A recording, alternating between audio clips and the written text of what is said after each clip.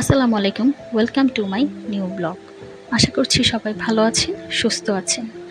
আজ আমি তৈরি করছি আমার বাচ্চাদের জন্য পুঁই শাকের পাকোড়া। প্রথমেই পুঁই শাকগুলো কুচি কুচি করে কেটে তার মধ্যে পেঁয়াজ কুচি, কাঁচামরিচ কুচি, হলুদের গুঁড়ো, মরিচের গুঁড়ো, লবণ, ম্যাজিক মশলা এক এক করে এগুলো দিয়ে দিচ্ছি।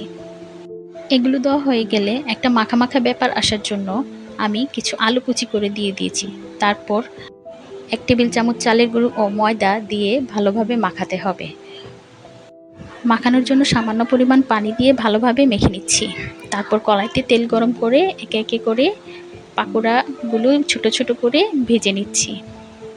বাচ্চারা সবসময় ভাজি বা তরকারি খেতে চায় না, এভাবে করে দিলে সাকর পাকোড়া ওরা খুব পছন্দ করে। পাকোড়াগুলো মুচমুচে করে ভেজে তুলে নিলেই রেডি পুঁই শাকের পাকোড়া। আজকের ব্লগটা এ পর্যন্তই। আগামী ব্লগে আবার দেখা হবে। আল্লাহ হাফেজ।